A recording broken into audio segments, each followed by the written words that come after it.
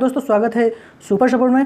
दोस्तों मेरा नाम है दीपक कुमार पाठक और आज मैं आपको बताना चाहता हूं कि अगर आप सेना में जाना चाहते हैं और आप टाइपिंग से संबंधित तैयारी कर रहे हैं, अगर टाइपिंग आपका बहुत अच्छा है, हिंदी या इंग्लिश टाइपिंग आपका बहुत अच्छा है या हिंदी इंग्लिश दोनों अच्छी हैं और आप टाइपिंग के ही क्षेत्र में आप सरकारी नौकरी में जाना चाहते हैं और सेना में आपका ज़्यादा चॉइस है, तो ये वीडियो आपके लिए है। दोस्तों सेना में लगभग ये 5 पोस्ट हैं, CRPS, CISF, SSB, PSF, ITBP। इन सभी में हेड कांस्टेबल, मिनिस्ट्रियल का और ASI की भर्ती समय समय पे आती रहती है।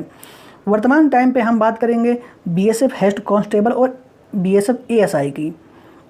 BSF हेड कांस्टेबल और ASI की बात इसलिए कर रहे हैं क्योंकि इस टाइम इसका भर्ती आया हुआ है और 8 अगस्त से इसका एप्लीकेशन यानी कि आज से स्टार्ट हो गया है। दोस्तों अगर आप सरकारी रिजल्ट ओपन करेंगे तो इसमें आप देख सकेंगे कि एप्लीकेशन 8 अगस्त 2022 को स्टार्ट हो गया है और लास्ट डेट 6 सितंबर 2022 को इसका लास्ट डेट है।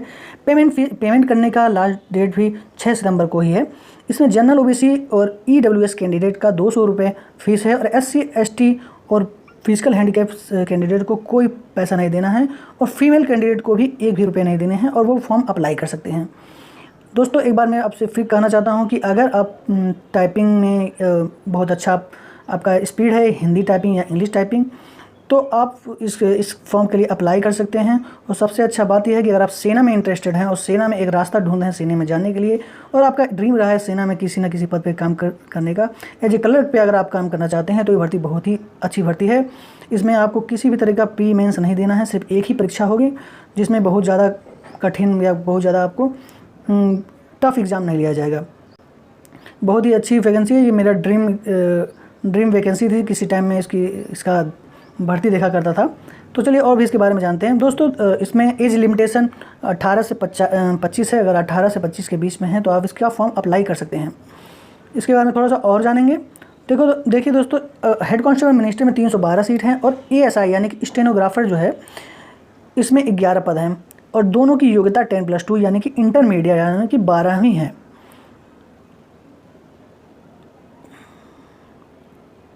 दोस्तों देखिए अब ऑनलाइन अप्लाई स्टार्ट हो चुका है। अगर मैं इस लिंक पे क्लिक करूंगा तो ये ऑनलाइन अप्लाई के लिए लिंक ओपन भी हो जाएगा। तो इसमें आप नोटिफिकेशन भी पढ़ सकते हैं और नोटिफिकेशन में थोड़ा डिटेल में दिया है, इसके सिलेबस के बारे में भी दिया है। तो चलिए नोटिफिकेशन में एक छोटा सा नज़र डाल दिया है जिससे आपको भर्ती में थोड़ा सा और क्लियर आपको कुछ पता चल जाएगा। दोस्तों ये BSF का ऑफिशियल नोटिफिकेशन है। ये भर्ती आ चुकी है और ASI का में 11 सीट है, वो भी ST कैंडिडेटों के लिए। और हेड कांस्टेबल मिनिस्ट्री के लिए 312 पद हैं जो कि एक अच्छा पद माना जा रहा है। इसमें जनरल का 154, EWS का 41 और OBC का 65 और SC का 38 और ST का 14 पद है। दोस्तों इसमें जाने के लिए एक रिटन एग्ज़ाम होगा और फिर उसके बाद आपका फिजिकल टेस्ट होगा और फिर उसके बाद आपका टाइपिंग टेस्ट होगा। तो कहने का मतलब ये है कि अगर रिटन में आपका अच्छा नंबर आया, बहुत अच्छा नंबर आ जाता है, तो आपको इसमें टाइपिंग के लिए या फिजिकल के लिए आपको बुलाया जा सकता है और बहुत ही अच्छी भर्ती है और अच्छा पेमेंट भी स्टार्टिंग का आपको मिलेगा लेवल 4 और लेवल 5 का। और क्या इसमें आप टाइपिंग भी अगर आपका बहुत अच्छा है तो बहुत ही आपके लिए सुनहरा अवसर है। अब देखिए ग्रेड पे के बारे में, देखिए ग्रेड पे इसमें लेवल भी दे रखा है कि ASI जो स्टेनो है इसका लेवल 5 है और हेड कांस्टेबल मिनिस्ट्रियल इसका लेवल 4 का है। इसमें लगभग आपको स्टार्टिंग में 35 के आसपास आपको पेमेंट मिलेगा, 35,000 रुपये, 35,000 रुपये आपको आसपास आपको मिलेगा। 25,000 इसमें आपका दे रखा है स्टार्टिंग का बेसिक पे है। इसमें कई अलाउंसेस लगेंगे जिससे आपका पेमेंट लगभग 35,000 के आसपास पहुँच जाएगा। इसके बारे में भर्ती बारे में थोड़ा सा और जानते हैं दोस्तों।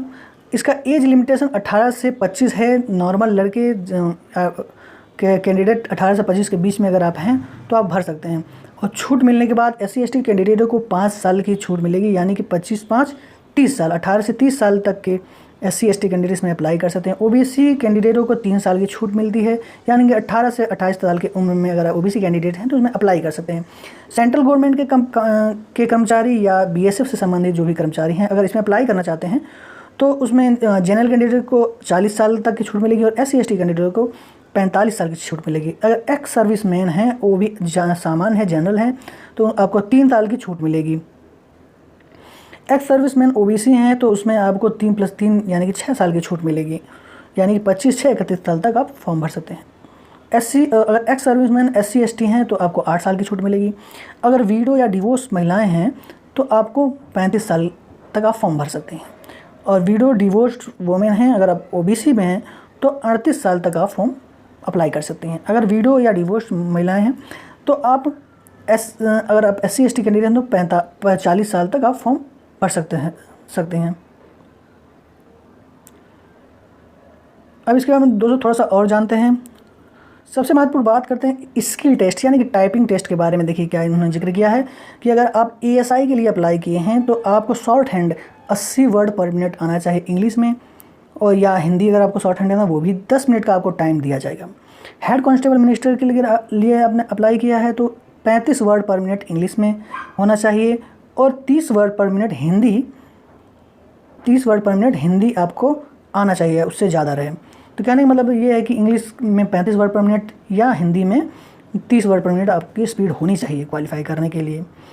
तो कहने का तात्पर्य दोनों में से एक किसी में आप करना चाहें तो आप इसमें कर सकते हैं। हिंदी टाइपिंग आती है तभी अप्लाई कर सकते हैं, इंग्लिश टाइपिंग आती है तभी अप्लाई कर सकते हैं। और यहाँ देखिए दोस्तों, अगर हाइट भी दिया है कि अगर पुरुष कैंडिडेट हैं तो 165 सेंटीमीटर आपकी लंबाई होनी चाहिए और फीमेल कैंडिडेट हैं तो 155 सेंटीमीटर आपकी हाइट होनी चाहिए। और एज इसमें भी हाइट में रिलैक्सेशन दिया गया है। अगर मेल कैंडिडेट हैं और आप इन डिस्ट्रिक्टों से अगर आप संबंध रखते हैं तो आपको 162.5 सेंटीमीटर अगर आपकी हाइट है तभी आप अप्लाई कर सकते हैं, और फीमेल 150 सेंटीमीटर हाइट है तभी अप्लाई कर सकते हैं।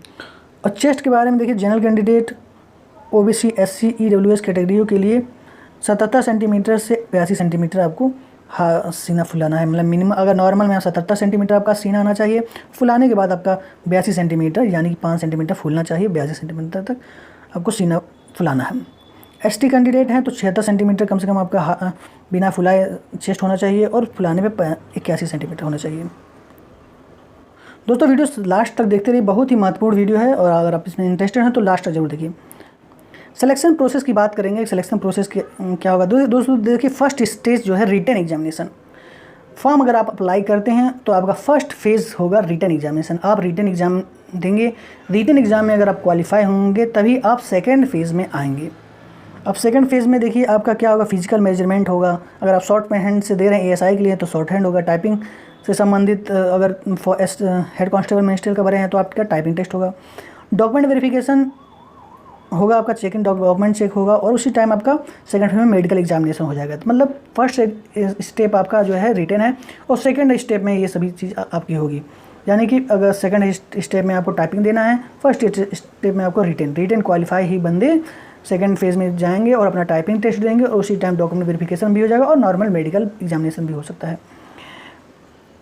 अब देखिए दोस्तों, इसमें एग्ज़ाम में क्या पूछेगा ये इसमें देखो पूरा अच्छे से क्लियर कर दिया है। इसमें एग्ज़ाम में आपका देखिए एक पेपर होगा और उसमें 5 पार्ट में बटा होगा। इसमें देखिए हिंदी या इंग्लिश दोनों में से एक जो अगर आपको आता है वो दे सकते हैं, 20 नंबर का होगा। जनरल इंटेलिजेंस यानी कि जीके 20 नंबर का होगा। न्यूमेरिकल एप्टीट्यूड यानी कि मैथ 20 नंबर का आएगा और ये क्लर्कियल एप्टीट्यूड इसमें 20 नंबर का आएगा, यानी कि रीजनिंग, मुझे लगता है रीजनिंग की बात है, रीजनिंग 20 नंबर का आएगा। और बेसिक कंप्यूटर नॉलेज, कंप्यूटर से संबंधित 20 क्वेश्चन आएंगे, इसमें आप 20 क्वेश्चन इसका आएगा।